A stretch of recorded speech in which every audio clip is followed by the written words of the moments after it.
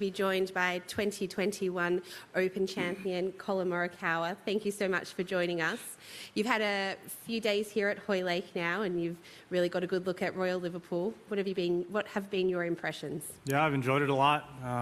Course is in front of you. There's not really many blind tee shots, not many blind approaches. A few, coming on the back nine, but everything's in front of you. Obviously, they've always talked about staying out of the bunkers, but it's really true. It's a shot penalty if you hit it in these fairway bunkers. So that's step number one this week, is to stay out of as many fairway bunkers as possible, and then, hopefully give ourselves some birdie opportunities. But there are some short holes out here where you're able to hit a wedge into some greens, and you're going to have to be able to take advantage of those and some of the par fives. Great. If we have questions from the floor, raise your hand and we'll get a microphone to you. Collin, I believe in your preparations you've also went and took a look at Birkdale, where of course the Open will be going shortly. What were your thoughts over there? I actually loved it. It was one of my first, I haven't played many links golf, but it was probably one of my first links golf that I've truly loved. St. Andrews was amazing last year, but this was just really fun to play. You could see how the course was just kind of found within these dunes and within the hills, and just loved it from start to finish. Great. Matt. Hi, Collin.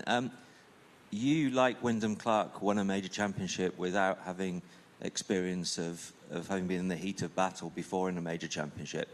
I was just wondering, what have you learned since to sort of both give you insight into just what special thing you did and Wyndham did, but also since you've played major championships, just how difficult it is to convert a really good opportunity? Majors test everything. I think, if you compare me winning for the first time and Wyndham winning for the first time without playing that specific major per se, it just comes down to believing in yourself, really. That's how you get to the top of the level. That's how you get to where you want to be, whether it's the PGA Tour or whatever it is.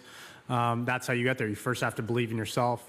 But everything has to go your way. The way things line up, you have to have that lucky bounce, or you have to have that lucky break, or the tee shot go your way, or and you can always kind of pinpoint it to like one or two shots, whether it's Saturday or Sunday, kind of coming down, is things just go your way. And when you're playing well and you're in contention, you get those breaks, and it's just being able to pull off the shots when it matters the most. I think Wyndham, Saturday on 18, pulled off that shot on the 18th hole out of the fairway and hit it to 10 feet, made the putt.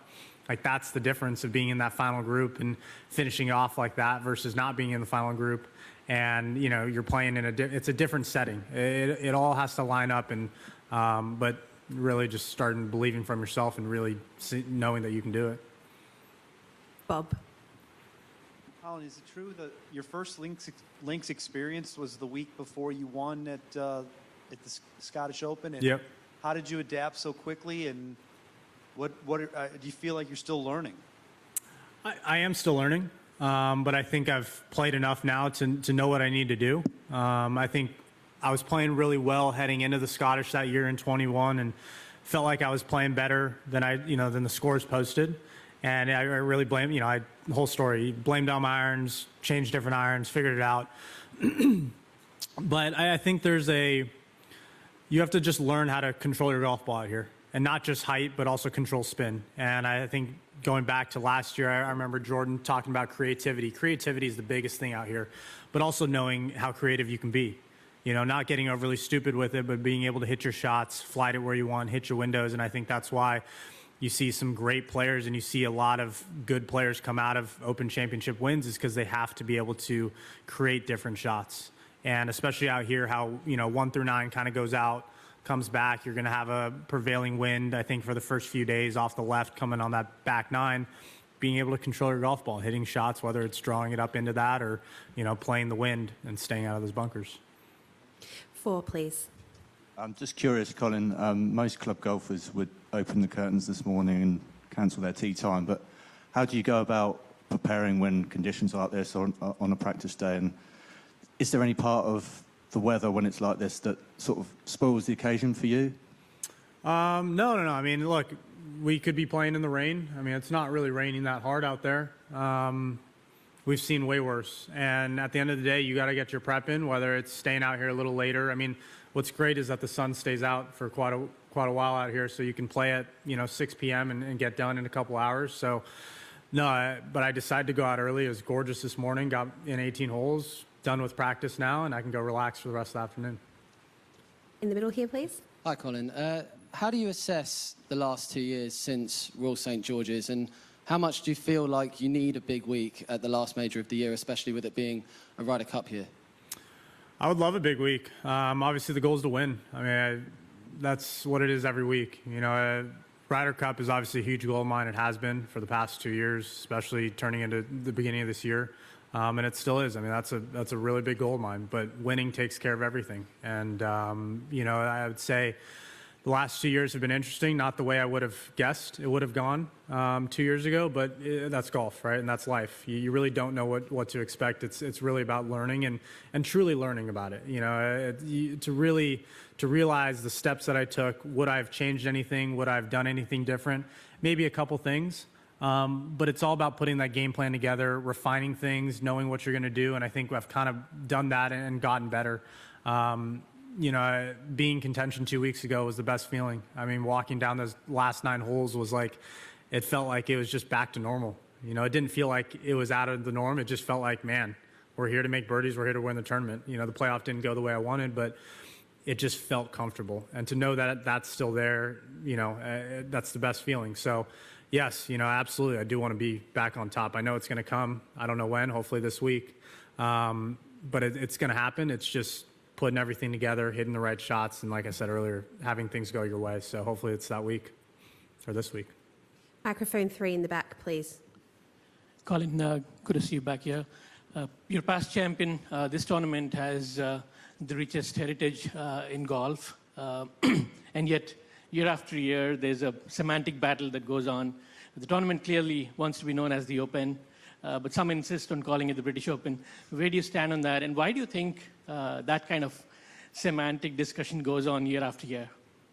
Well, I definitely called it the British Open the year I won, and then people gave me hate for it. So then I called it the Open last year, but I played better when I called it the British Open. So I might call it the British Open. But obviously, British retains to certain parts of Europe. But I guess, whatever. I'm not too good with this whole geography world stuff. I think people understand whether you say British Open or the Open. At the end of the day, if you win it, you can call it whatever the hell you want. Joy, please.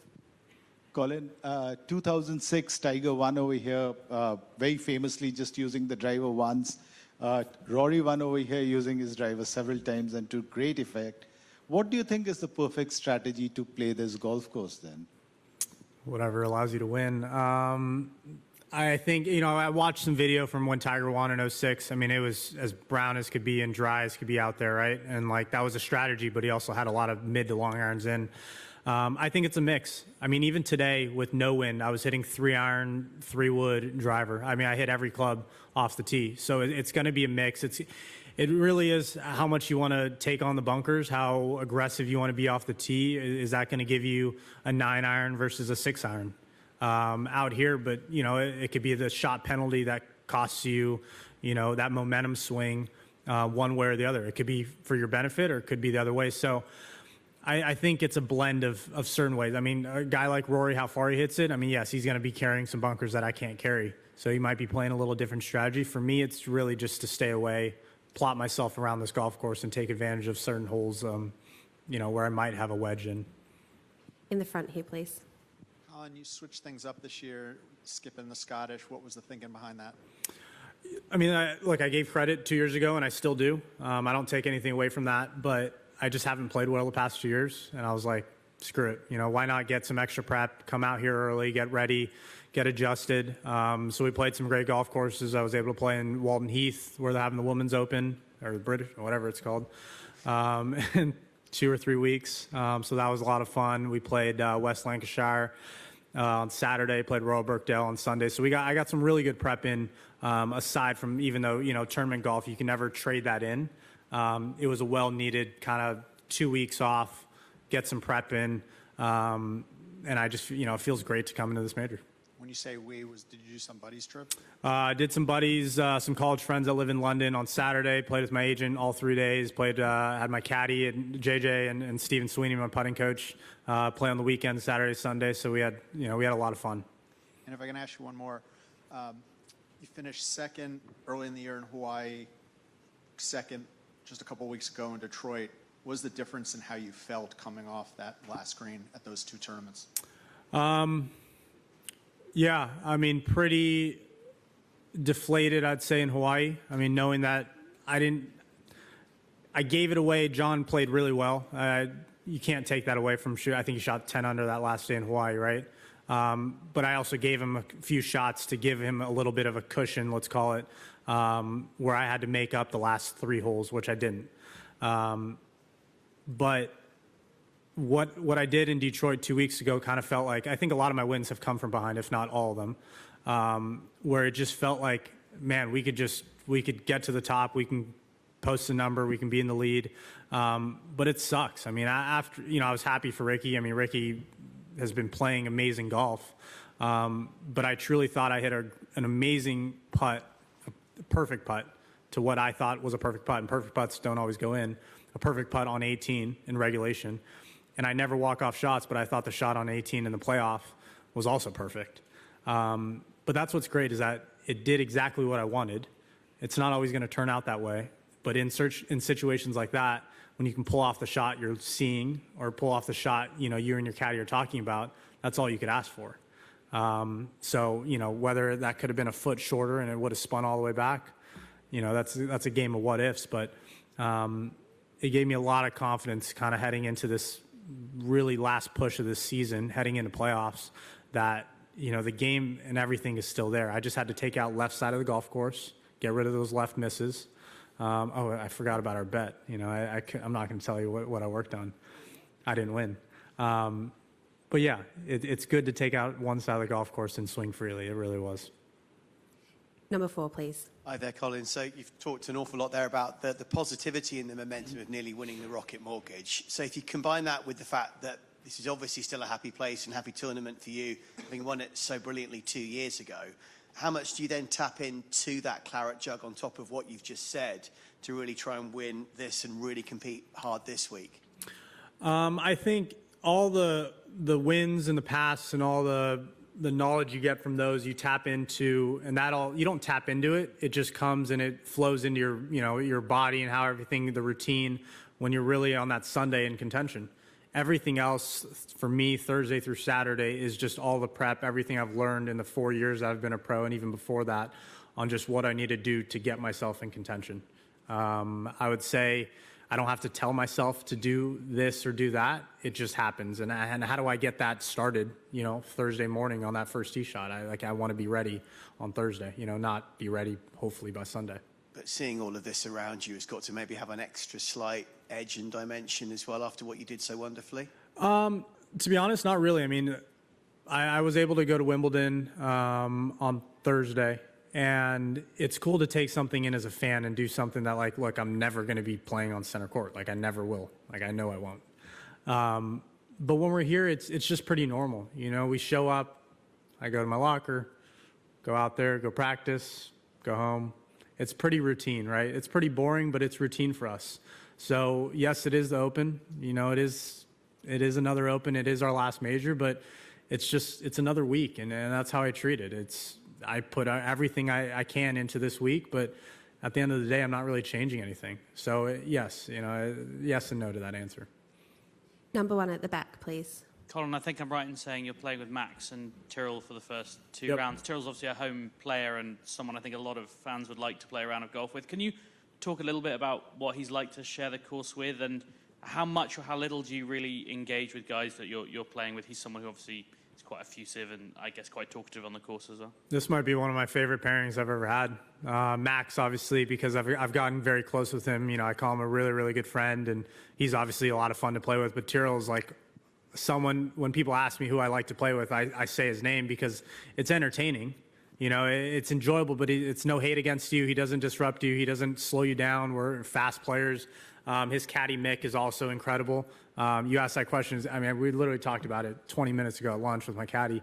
It truly is one of the best pairings I could ask for. So I enjoy it. He's a lot of fun. He's never really that negative. I mean, he'll talk to you at any point, even if he is mad. I mean, we've seen a lot of those moments, but he is a really good guy. He does have a good time, but he's very professional in a sense of like respecting his other playing partners for sure.